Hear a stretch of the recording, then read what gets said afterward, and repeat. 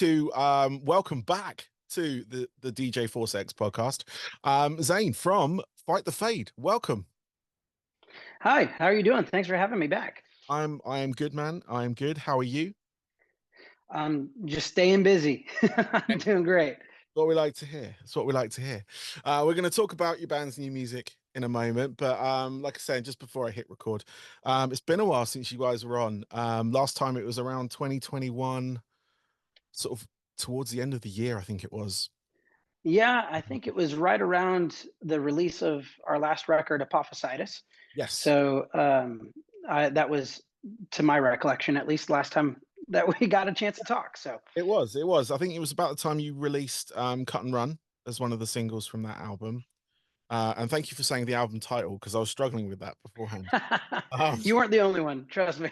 um, and I was just kind of like, I'll let you say it.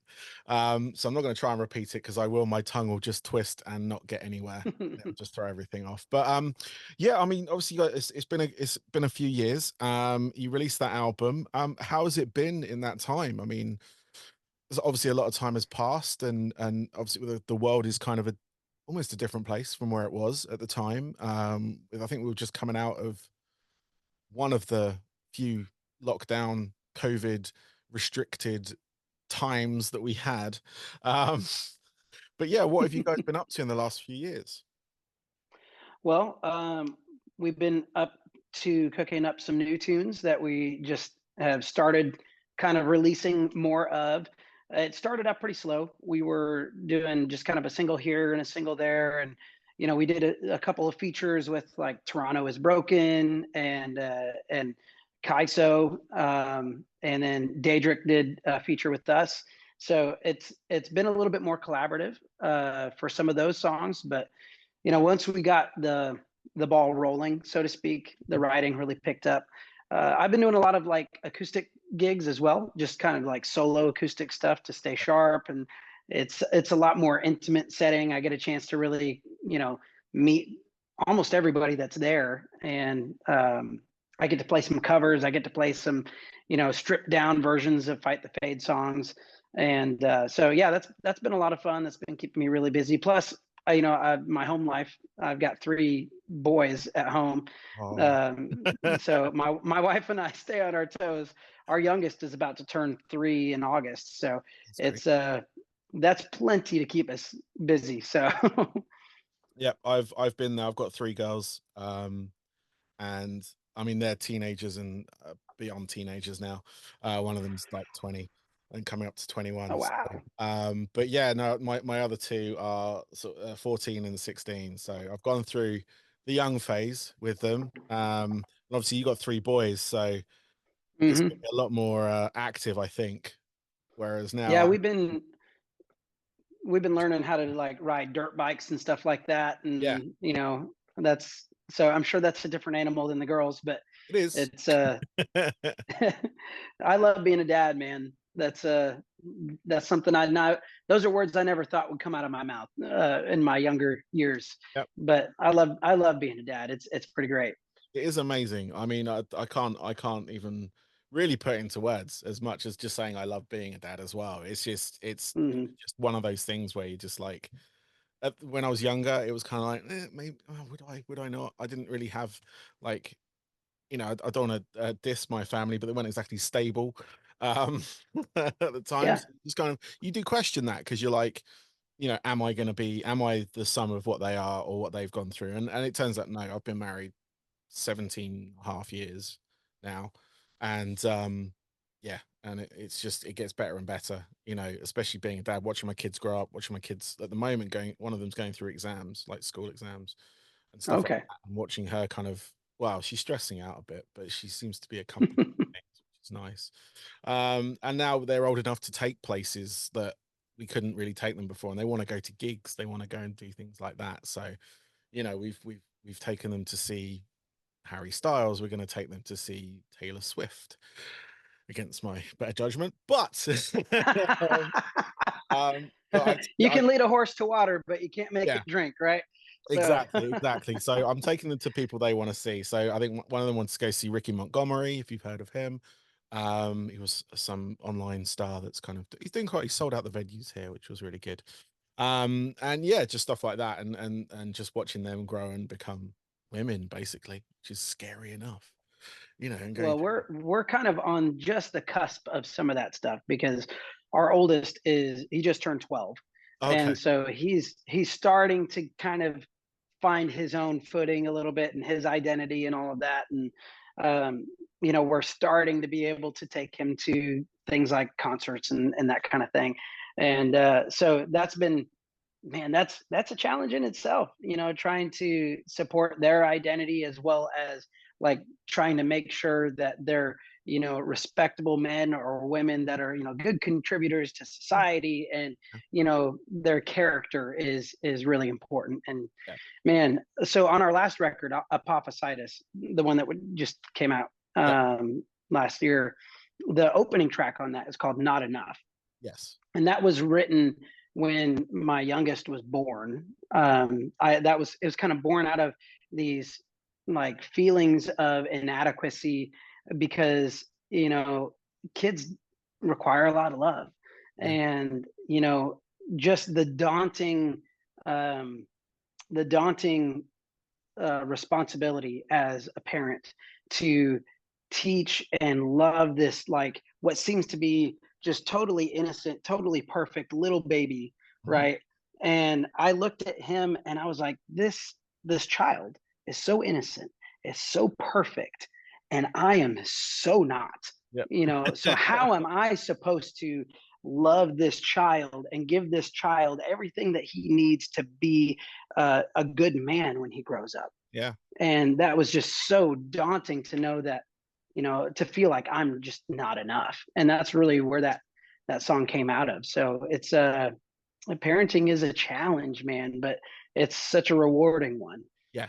No, totally, totally. I wouldn't change anything, and I went through the same thing. You have that thing of like, I now have to have you're going to shape this child's life to a point where they're gonna pick up on your mannerisms, they're gonna pick up on your Hmm. habits, but you've got to, like you say, you've got to, like, help them become respectable.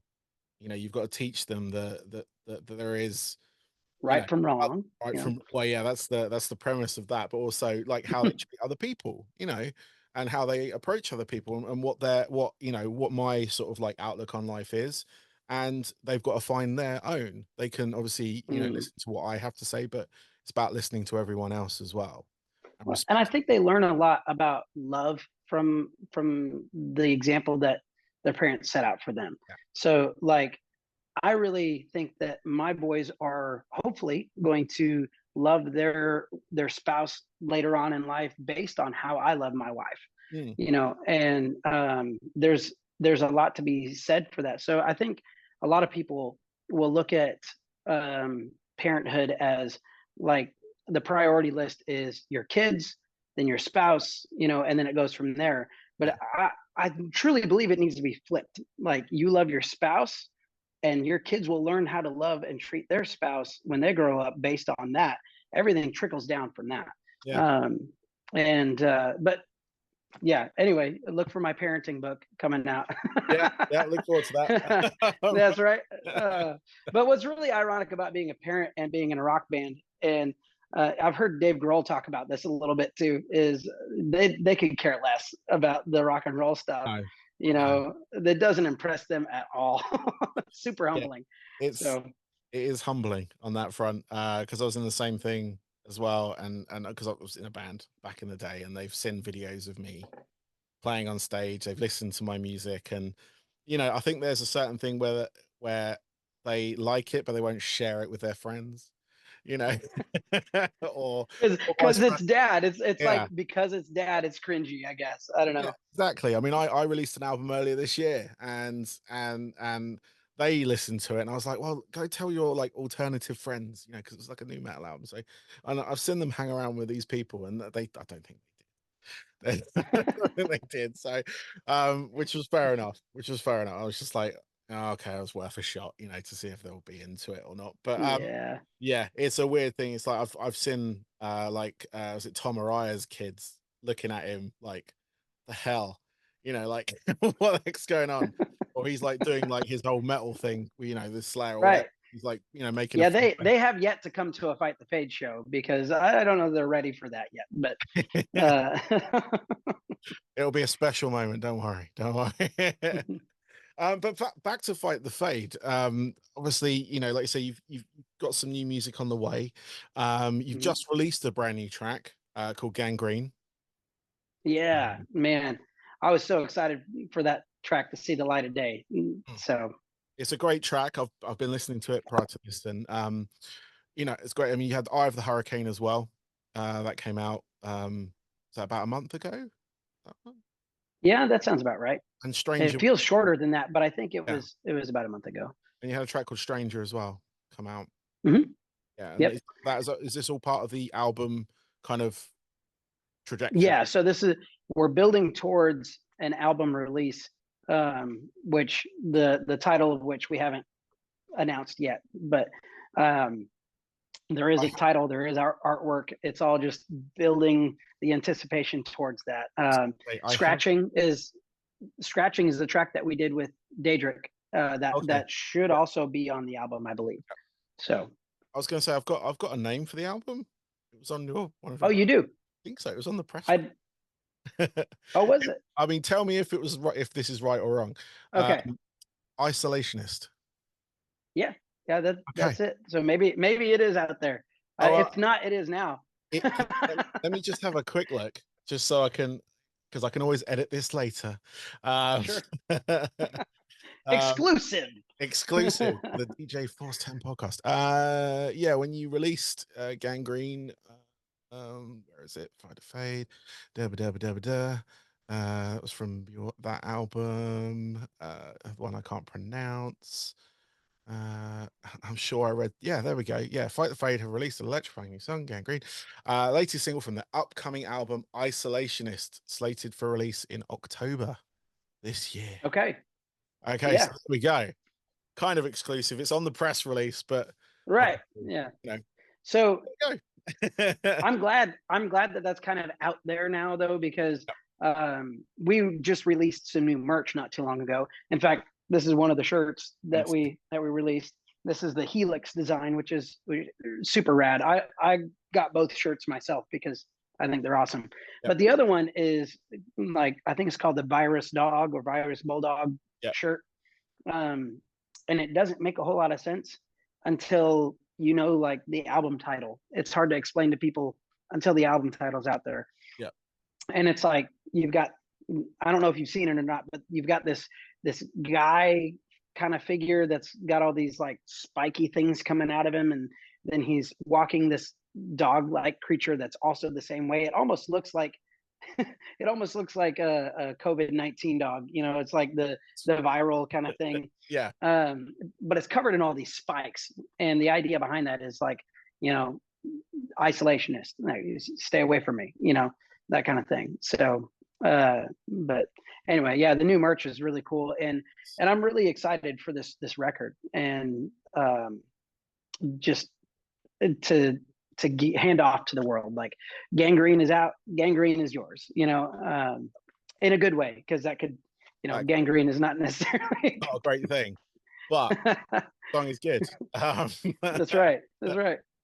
But yeah, no, I mean, from the 3 tracks I've heard so far, I mean, from the previous album, to be honest, I've really loved your music. When I first heard Cut and Run, that was when I first heard you guys back then. And I've been playing that at my club and everything that I DJ rock clubs around the UK. And it's one of the tracks that I play quite regularly. And a lot of people come up. Thank you so much. No worries. A lot of people come up and ask me who it is. So obviously I'll tell them who it is. Because it's sort of, getting you guys kind of like, noticed, if you will, over here is priority of what I do. It's like kind of trying to get people to listen to my show, to listen to these bands that I have on here. Like, well, and man, we have not gotten a chance to break into the UK yet, and that would be like a dream come true. I think we have somewhat of a fan base over there, and we've gone to Germany a couple of times. We played the Netherlands, but we haven't gotten a chance to play the UK at all. So, Yeah. so shout out if there's any booking agents for the UK out there, you know, Yeah. please Oh, reach out. Let's see what we can do to make it happen. yes. Because I know the fans out there would love to see it too. So, No, definitely, but definitely. I mean, like, I want to see you guys live. It's one of those things that I want to see how that works live for you guys, as well as, you know, seeing you guys live, you know, um, yeah, just in general. But I'm kind of like looking to sort of like travel a bit more now as well. So, you know, I'm sort of hoping to hit back in the States at some point, and awesome. hopefully, you know, catch some shows. And if you happen to be playing one of those shows in the area that I'm in, I will be there. Um, but yeah, no, I was just curious if you like, obviously getting stuff released here. Generally, I mean, I know you've got a UK press agent with Fixed here. Um, I think so. no, you I don't do. know much about that side of things, Yeah. but So, so you've got your US side of things, which I mainly go through because I have, like, you know, a long-standing relationship with Fixed in general. But I know the person who does Fixed sort of press releases here as well. As it oh, press releases. I'm Yeah. sorry, you said press releases. I was thinking booking, but yes, Oh no, yes, we do. not a booking agent, unfortunately. No. Otherwise, I would have the entire roster over here. Um, um, Just do a fixed festival. That would be awesome. yeah, Yeah, I think it would work as well. I mean, you got a couple of UK artists on the label. You got like Toronto is Broken, who you've worked with yeah. on that front, and he's been on this show a couple of times, and we're due to meet up and play some Warhammer, little like figurine battle things, at some He's point. he's such a great dude. Yeah, You know, working with him on our so he did a remix for us from the last yeah, record yeah, for Composure, and then we worked on a song, a collaboration with him and Sabotage, yeah, um, and you know that was awesome. He was so easy to work with. He knew what he wanted, and you know it was just a great experience. So yeah. um, that was. Uh, I can't remember the name of the song now. That is a good Uh, question. I can try and find out for you because I'm right in front yeah, of it. But while we're talking, I mean, Toronto, sorry. or Christian, I should call him. He's yeah, he's been on the show a couple of times, and I mean, he mixes the two elements that I love, which is like metal and drum and bass. So it's kind of, he falls right into my wheelhouse, if you will. And he just recently did like a YouTube live thing, I think, if I remember right. So, Yeah, I but think, yeah, he did something recently, and I know he's oh, what was it? The trying to think, because he just released the album Toronto is Broken, self-titled. Um, which I'm trying to find here on my system. Which I will, there it is. So Toronto is Broken. There it is. Yeah, you did a track called Anesthesia that's right, Anesthesia. with you and Sabotage. That was it. Yeah. I mean, Yeah, I mean, if you've listened to that whole album, him, Reeves, Sabotage on that album, and that track is really good as well. I really love that track.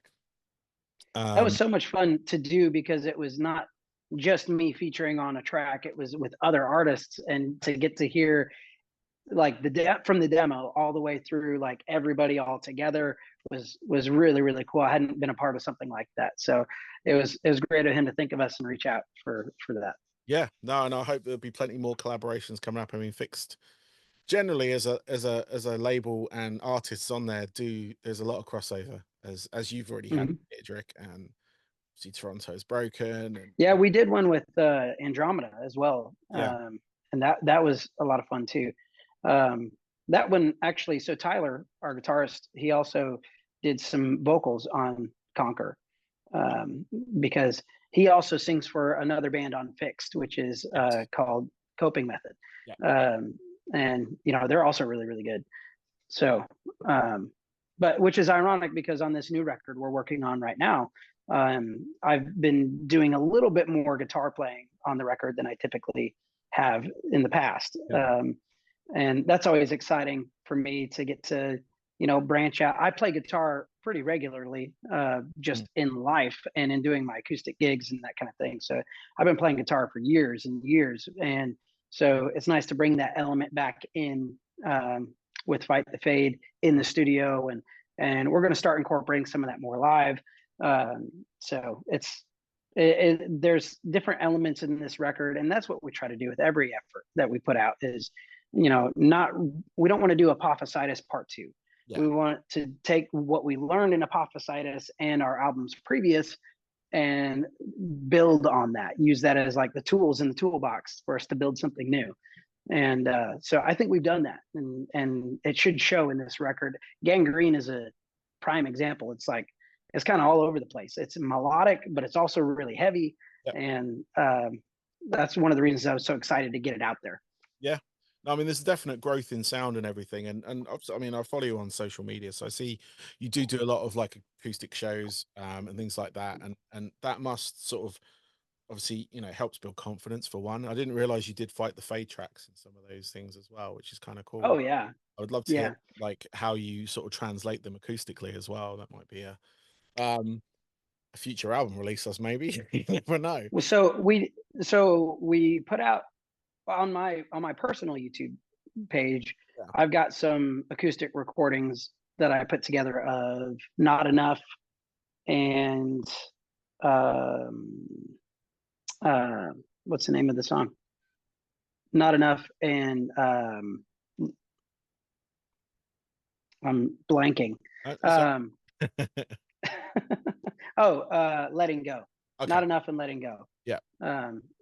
So okay, but they're pretty cool. We did them for like a TikTok thing. They had a trend going that was like acoustic talk that we jumped on, and so I just recorded the full songs and then we just snipped it out for TikTok.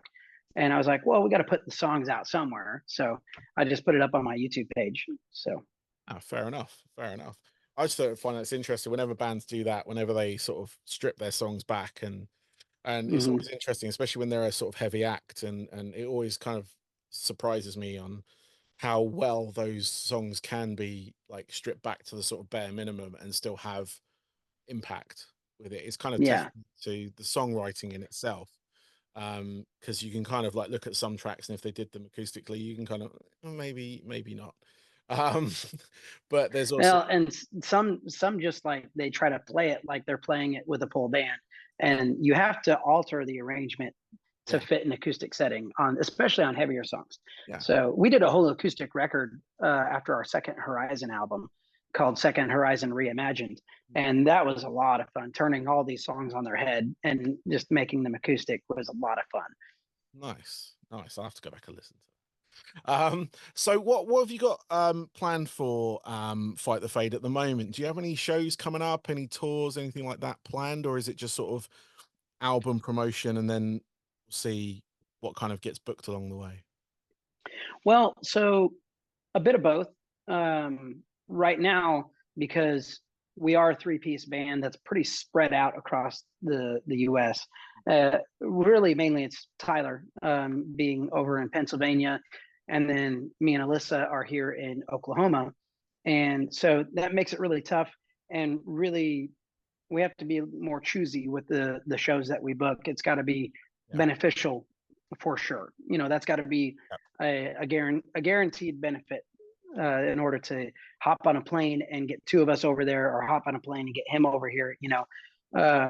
But all that being said, we do have some shows in the works out on near the East Coast coming up this fall. Nice. I don't know how much I'm allowed to put out there yet, but yeah, so keep your eyes peeled on our socials and our website and stuff, because we'll be announcing that as soon as we can. That way we can start selling tickets. But and you know, to be honest, I've been busy doing all these acoustic gigs, and you know, I play at my church on the weekends as well, and I get to sing with my wife, and she's got a great voice as well, and so that's something that's fulfilling in a different way. But I've been itching to do rock shows, and so I can't wait to get back on the stage and play these songs live, because there's some songs from Apophysitis we've never gotten the chance to play live yet. And so I really am looking forward to not just those songs, but you know, the songs fans have loved for years, as well as the new stuff that's about to come out. So yeah, we are going to be doing all that to say we are going to be doing shows this year. It's just how many and when we're not really, we don't have concrete yet. Yes. So No, that's no problem. I mean, it's just like people keep an eye on the socials, like you said. And then if you're on the East Coast when you're there, you know, and if you're in Oklahoma, come see yeah, one of the acoustic shows at least. But yeah, yeah, no, definitely. No, it's I mean, it's good that you're keeping busy between it because I forgot you guys were quite spread apart yeah. when it came to your sort of logistics and everything. Because I was speaking to one of the other fix guys yesterday from Enemy, the drummer who's based in Nashville, but the rest of the band are in like Cincinnati area and everything. And I'm like, Hmm. and it's just kind of like it amazes me because obviously the US is a very big place. But you guys, I think people don't realize if they're not in the U.S. how big the U.S. really is. oh, I know. Uh, It's I mean, if I were to drive out to where Tyler is, it would be 14 plus hour drive. yeah. So that's a haul. Yeah, no, I remember when I was over there when I was living there and just sort of like looking at certain distances, you kind of when you look on a world map, it doesn't look obviously proportional because the world map is not correct as it is kind of Right. there. But you look at the distance between things, like driving from Florida down to, another part of Florida. So we're in the middle in Tampa, and it was like going down to Naples or something like that. And like on the map, generally you kind of look at it and think, oh, it's not that far. You do the drive though, and it's like 2-3 hours. Um, Yeah, and that's it's like it's not. which You is know, really nothing to yeah, Americans, honestly. this is true. This is what I found out. That everyone was like, why? Complaining. It's like, but here in the UK, it is because we've got a lot more sort of windy roads and things like that. So it's a bit more of a trek to get there. So like, what we look like is a tiny island, but in order to travel this tiny island, it takes like from where I live to go up to say the Midlands or the sort of north of that slightly, it can be 5-6 hours, which in the States it will probably be just a couple of hours, one sort of freeway going up there. Yeah. Whereas here we've got our freeways or motorways, but they get backed up very easily, and then you go the like country routes or whatever, other roads, and it just takes it's my old man thing out the way there. Um, damn it. But yeah, no, I mean yeah, I mean it's testament to the sort of like the music, and obviously, yeah, you've got to make it worthwhile when you're doing shows. You can't just like Yeah, get the sort of and like tours especially. yeah, Because we all have jobs outside of the band, you yeah, know, and so if you're going to take time away from a guaranteed paycheck, yep, you got to be able to still pay your bills. And then when you have a wife and kids, and it's there's other factors that you have big responsibilities you got to make sure are taken care of. yep, And so we've always tried to do that as we've toured and done shows all across the states, overseas, whatever it is. We try to make sure that at the very least, we're to the point where we're not having to pay out of pocket for yes, that. We may not make money, but we're at least not like paying out of pocket yeah. to go and not get paid. You know what I mean? You want to kind of So break even is the goal. yeah, Like of any yeah, band, it's always to break even. Like even if it's like and your guarantee or if it's merch sales or whatever that kind of make that up. But it's yeah, I've always found it important when I was like to try and break even because there's a lot of people that won't pay you. I As know. out. Even and they may promise to pay you, but then you get there and you do the show, you go to collect, and they're like, "Oh yeah, we didn't have enough ticket sales, man. Sorry." Yeah, I'm like, "Okay, that doesn't put gas in my tank, man. Sorry." yep, But that's gotten a little bit more tricky post COVID as well, yeah, for whatever reason, um, which definitely puts a damper. And people still aren't totally coming out like they used to, especially smaller gigs. Now, you talk about Harry Styles and Taylor Swift, and those arena tours are still like selling out, and established artists probably aren't feeling that as much. But for the smaller gigs, at least from what I have observed, and maybe it's different where you're at, but from what I have observed, people just don't come out like they used to. They're just not ready to do that for whatever reason.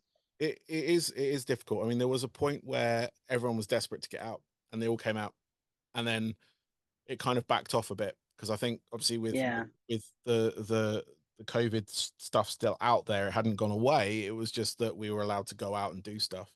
Um, but yeah, no, you're right. I mean, here we've got a problem with small sort of independent venues closing down essentially, and that could be obviously a multi-factor of reasons. One, Sure. obviously, the one we look at. Inflation is another factor, Yeah, we've got that, and obviously, not being able to support the bands, like can't they're not selling tickets or whatever, Yeah. and also, I can't discount bad management as well, because I've Yeah. known a few venues that have gone that way because of just people not really knowing where to put the money or spending the money in Yeah. the places. Um, but we've had something like, we've got an independent venue trust here, and I just spoke to someone a couple of weeks ago who was doing he broke a world record for the most amount of shows in 24 hours, um, in different cities. So he did 15 shows Wow. in 24 hours in different cities around the UK, and it's a world record, um, which is quite spectacular. But he did that for the venue trust, like as part of that, and he played independent venues, and each venue was ticketed by an independent record store as well. So it was kind of supporting the local economy in each town or city that he played in, and in order to sort of bring light to these venues that are putting on shows, be it rock shows, pop shows, art shows, burlesque, whatever, all manner of dance shows, all that kind of stuff. Hmm.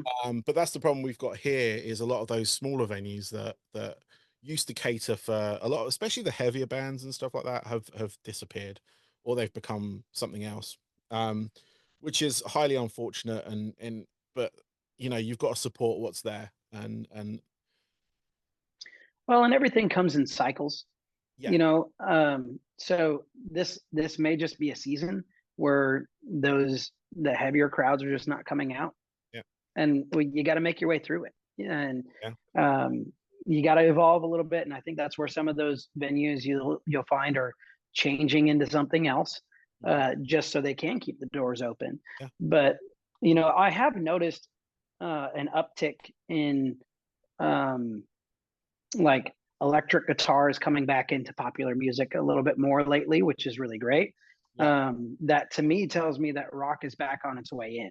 yeah. And not that, for some people it never left, but for the popular crowd, for pop music as a whole, rock kind of took a back seat for a little while, I think. And I'm glad to see it start to reemerge. And, It's definitely something you where know, I was chatting with one of my kids the other day, and there's an artist they really like called Beer Badooby, um, which is a fun name to say. But she just released a new record. She's kind of like just a pop artist generally, bit an alternative pop artist. But there's a heavy grunge influence in her sound now. mhm. So that sort of sound is coming back. That sort of that Well, sound. another, Also, like Billie Eilish's new album has got elements of that as well, with the sort of I guitars. haven't listened to that yet, but But yeah, no, I'm noticing it a lot. Like there's this like, because obviously the new metal side of things is sort of coming back round as the there's things sort of do, 'cause yeah. sort of emo phase come back in, and then the new metal phase is sort of resurging again with Korn celebrating 30 years, Limp Bizkit still playing, all that kind of good stuff. Hmm. And there's this like now grunge element. I think people are looking for those sounds now from way back in the 90s that define the Early 90s. 2000s. Yeah. Yeah. Yeah. And with Pearl Jam releasing a new album as well, sort of like the granddaddies of grunge, if you will. Hmm. Pains me to say it, but their albums were like 10 was like 30 years ago and stuff. So it's kind of like, okay, all right, but it's become dad rock. Um does it pay? That really hurts. But it's great that these young artists are finding this music now. Obviously they've got Well, and platter. I think our kids are a good indicator of that as well. Like you said, like your kids are finding this music that has guitar in it, that kind of thing. Yeah, And like my middle son has been on this kick lately where he'll just ask, "Hey, can I put on some music?" And he'll go to YouTube and look up music videos. And like some of his favorite bands to look up right now are like Three Doors Down, and I can't even think of the other ones, but like Creed is another one that he's been Yeah. getting into. And you see those influences in modern music too now, like Benson Boone's song, Beautiful Things, you Mm. know, that one's so good, but it's definitely got some rock influence Yeah. to it. He's got a very poppy voice in parts of it, but that chorus, man, that is a rock song. Yeah. I don't care what anybody says. So I'm excited to see that start to come back to life. Yeah.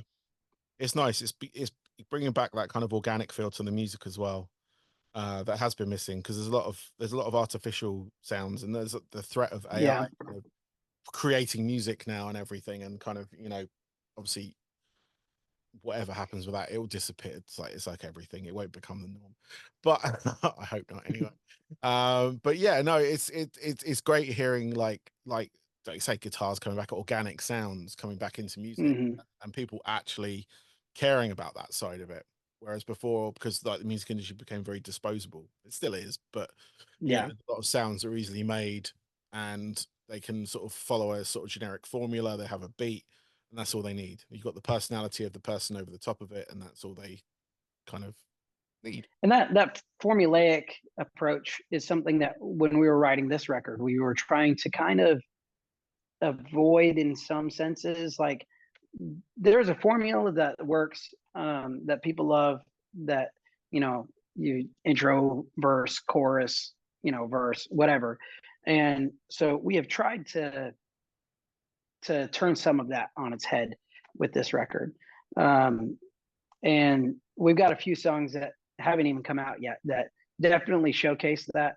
But the funny thing when we were writing this record, um, so like I said, Tyler, he lives way out in Pennsylvania, and I had to fly out there, and because we can write remotely, like scratching and Stranger, those were done just remotely. Like he would work on the music side of things, I would work on the lyrics and the vocals at my house, and send files back and forth, and Yeah. that works.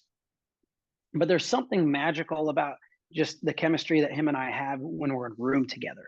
And so we went and blocked off, a week or so where I flew up there and we are going to work on the new record.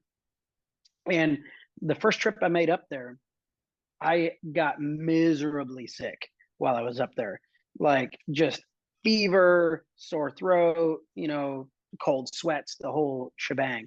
And so we recorded some of the songs that are on the record while I was like in the vocal booth with a comforter on and just sweating cold sweat while I'm trying to sing and write these songs while I have a fever.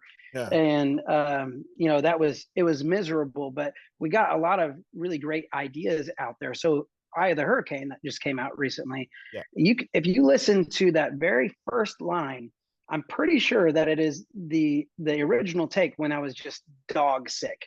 Okay. So and it sounded cool, so I think we kept it in there. Yeah. But I did have to go back and retrack a lot of that song, because I could just hear it in my voice how sick I was. But give us a good launching pad, and then when I came back, so we could redo some of those songs and finish the record out, hopefully, which is what happened. We knocked the rest of the record out on that second trip, and I was specifically requested by Tyler not to bring the plague with me. So because I got him sick while I was there. Oh no. So it was a miserable writing time, but there was a lot of cool stuff that came out of it. So Oh, that's cool. It's moments like that that you kind of like, you don't expect. You could have got there, been perfectly well, recorded an album, and it would still sound great. But then the personality is in the issues that had around it. Obviously, being ill, having, a fever and stuff, like trying to record, and like you say, being sat there in the vocal booth, covered up and everything. Oh man, it was miserable. I can imagine that, But because I've tried to do stuff it, before when I'm ill, and it's just no, you can't. It's just done. well, and I have a tendency to write really difficult things to sing for myself. Like I do it to myself. I know I do, but like I'll write out some super high parts to sing and then have to actually nail it live when we go to play those songs live. So that's a challenge in itself. Yeah. But what was really great about that first run of, you know, when I got sick and then I got Tyler sick, what was great about that was when we went into it, we were kind of going in blind. Like we didn't really have a solid direction for the record musically. And so it was kind of a trial and error kind of trip anyway. And we came out of it maybe with songs that we maybe had to redo some vocals on, but we had a direction. So when I came back, it was a lot easier to sit down and just write for the week. Yeah. Excuse me. Sorry. And then we knew what direction we were headed in. We could go there, Yeah. and that's really, really beneficial in itself. Cool. Well, I look forward to the album. As we found out earlier, Isolationist is the name. Exclusive. It might get edited later. Who knows? I might get an email from James. Sorry, James. Yep. He wanted the exclusive. I couldn't keep my mouth shut. Yeah. I'm Tom Holland over here. Knows what I'm like. What I'm like. But yeah, no, good luck with it. I look forward to hearing it, obviously. And hopefully, you know, you guys can get something sorted and come over here somehow, because that would be awesome. If not, I'm trying to sort of get out, away from the country, out of the country to another country, and I'm trying to time it at certain points where you might have a show or someone else might, I don't know, whatever works for me. It's a long shot because I've got the whole family to kind of bring with me, but no, I get that. I get that. But that would be a dream come true for us as well to come over there. I will say the shows that we do have planned will be somewhere around the release of the record. So okay. That's all I'm going to say. That's good. That's good because you need to promote the record, you know. So that's good. That's right. That's right. Yeah, it can't all be TikTok and all that kind of stuff. You have to put in the real one. That's right. Yeah, but yeah, no, I look. And honestly, go on. I love meeting people. Yeah. You know, I'm definitely a people person, especially fans. Like I love the opportunity to get to talk to people, to hear how, you know, our songs maybe have impacted their lives. That's the beautiful thing about music, man. Yeah. Is, you know, and that's why I hate doing like, you know, hey, what was this song about? Because the fact of the matter is what I wrote it for may not be how it speaks to somebody else. Yeah. And I want people to be able to make up their own minds and let the song speak to them in a way that touches their life, that speaks to them and helps them through whatever they're going through maybe. Yeah. And so you don't get to hear those stories as often if you don't see those people face to face. And so I'm excited to get back out there and play shows. Yeah, I've always found it like whenever I've created something and obviously that's it's my sort of inner thought process or whatever's going on with the track, but then hearing other people's perspective on it and like you say how that impacts them, and it's a beautiful thing. It's an absolutely beautiful thing because like obviously the introspective part of it is all, you know, what I know that what that song's about that moment in my life or, you know, what I'm going through, but because lyrics in such a way they get interpreted by someone else and it helps them in a totally different way, and it's one of those things that you can't, there's no price you can put on that. There's no, it's just one of those things where you just like, my art has actually impacted someone, and it's the only like way you generally find out, because obviously you get the art out and that's your art piece that's out there for everyone to hear or watch or whatever you're doing when you're creating the art that you're creating. And yeah, just getting people's perspective on it. It was like said, I released something earlier this year and people like the feedback I got off that and how people felt about certain songs and stuff like that was great, because it's just like not what was going through the process of the person I was writing it with or anything like that, but the fact that that helped you or got you through or made you see a certain perspective of something, it's a beautiful thing, like I said. So. Well, and so often we write music and we write songs, at least me, I guess I can really only speak for myself, but I tend to write songs that are for me, really, at the end of the day. Like Not Enough is another example of like, I wrote that song because of what I was feeling. I wrote it as a reminder to myself that I may never be enough, but I got to try. Yeah. You know, and so often I write songs that are love notes to myself, or reminders for me, or just aggression or angst that I have to get off my chest and get out there. And so to know that something that I wrote for my own benefit to some extent reached somebody and helped somebody, and resounded with them in a way. Like you said, there's nothing you can do necessarily to top that. So it's hard to even put into words how much that means to the artist. Yeah. So Definitely. Well, I've got one more question for you, if that's all right. yeah. I can let you get on with the rest of your day. So I think before I had you guys on, I asked you about 3 albums and your hobbies and such, and I've had to think of a Yeah. new last question for you. So I've gone for this one. I want to know your 3 tracks that everybody needs to hear. Like 3 tracks of our music? It can be your music, it can be someone else's music, but 3 tracks you really want people to hear.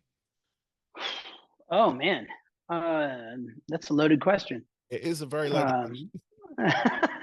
I didn't have much time to think about it, but as I was saying it, I realized how like vague or how grey area it could be. But if there is 3 songs, there are 3 songs that you can. I'm gonna stick with the 3 of our songs because I feel like that narrows it down a little bit. Yep, go for it. 3 of our songs that you have to hear. I'm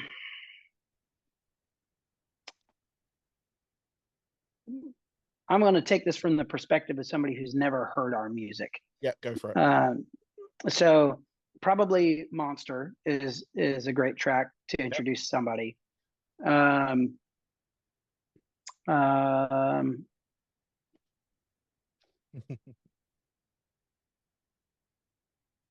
could I be would say as well. It could I'm be sorry. It could be a track that's not out yet as well, if you want. Ooh, you're trying to get me in trouble over here. I am. Not working, is it?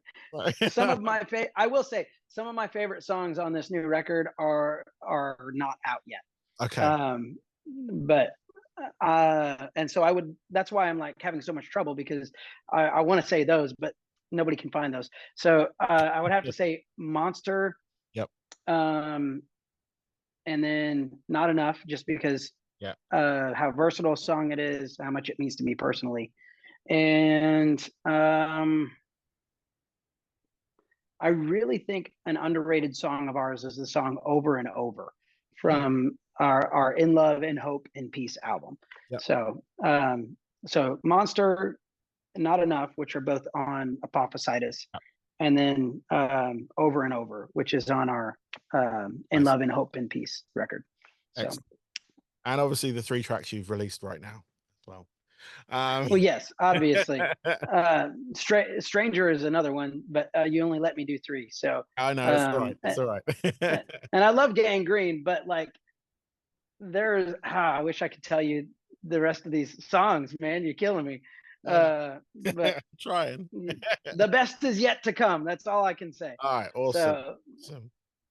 Well, people, look out for it. There's going to be a track coming out, I'm assuming like every sort of month, 6 weeks. So yeah, I'm not totally sure what the timetable is, but we're going to be ramping it up as we get closer to album release. So people keep an ear out. I'm going to add Cut and Run to your tracks as well, because I really love that track.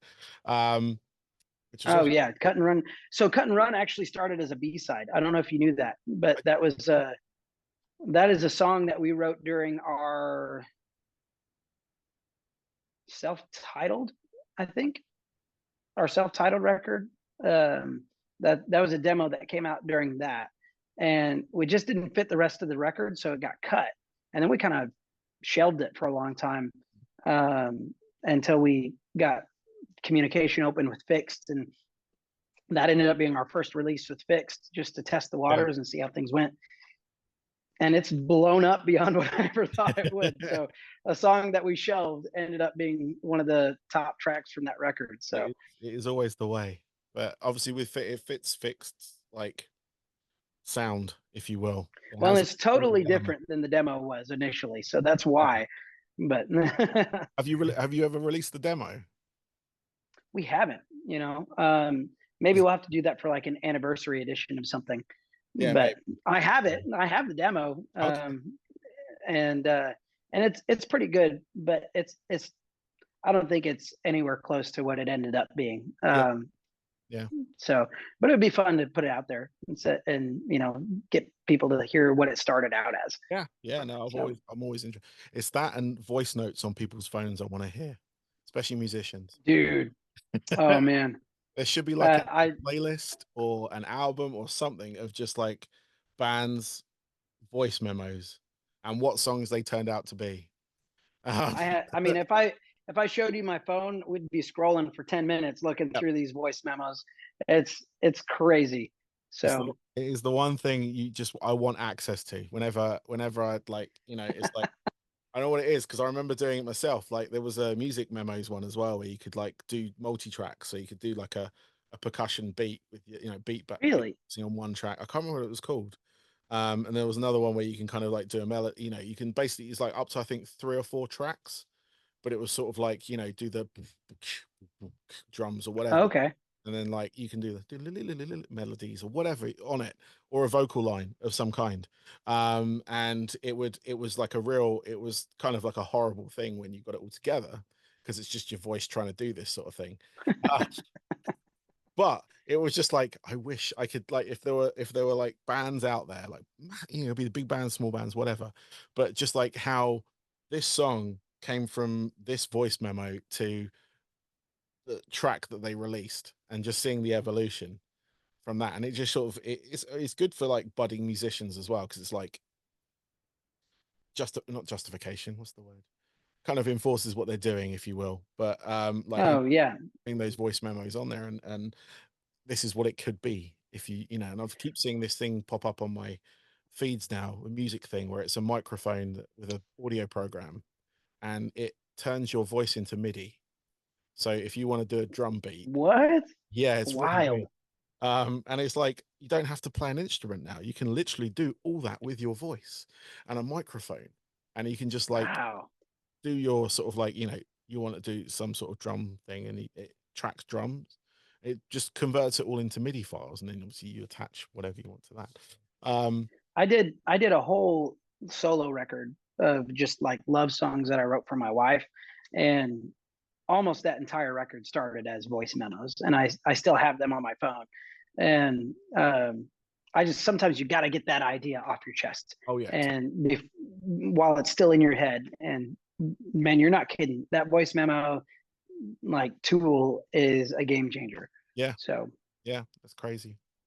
Well, Zane, thank you very much. I really appreciate your time today. Good luck with all the music and everything, as always. I look forward to hearing everything that you guys release. Obviously, through Fixed and everything, they send me all the stuff, which is wonderful.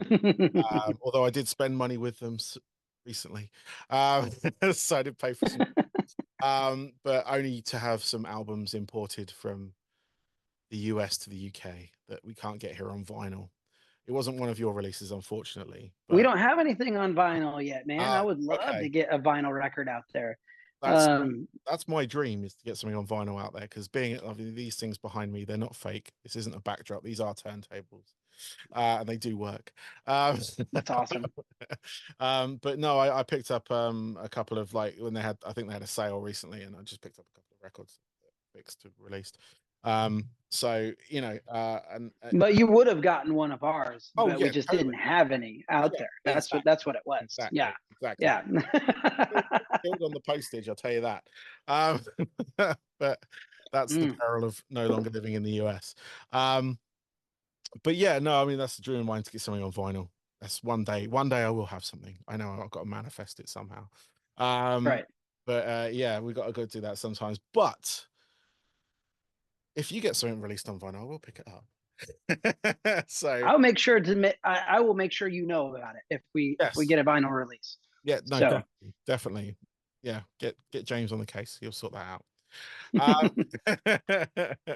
But yeah, or actually Clayton, he's got to okay it as well. So from the big boss himself, you got to That's true. yes. So make it a picture vinyl, limited edition, 4 vinyl piece, something, 180 gram, That's right. a real audio files, like, you know, it's bankrupt With fix. multicolor prints, on the Yeah. record. Yeah. What was it? The Zeotrope thing they do now, where it's like the little animations on there. We've mocked up some designs for vinyl release for this upcoming record. Yeah. So hopefully, fingers crossed. That'll be nice. That'll be nice. But well, I mean, you don't want to spoil anything else, even though I've tried. But you have a great rest of your day. And yeah, like I say, good luck with the music. Semi good luck to the rest of the guys in the band as well. yeah, Sure, I'll be speaking to I forgot what's his name. The coping Tyler. that was it. Sorry, Yeah. totally escaped me then. With coping at some point, because I know he's releasing stuff through that. I think I've got a few other fixed artists coming through as well, which is kind of cool. So Yeah, all three of those guys in Coping Method are awesome. So, yeah. cool. Well, you have a good rest of the day, like I said, and thank you. Thank you. Thanks for taking the time. I always look forward to chatting with you. So It's all good, man. It's all good. Yeah, have a good rest of your day. you too. Thanks, brother.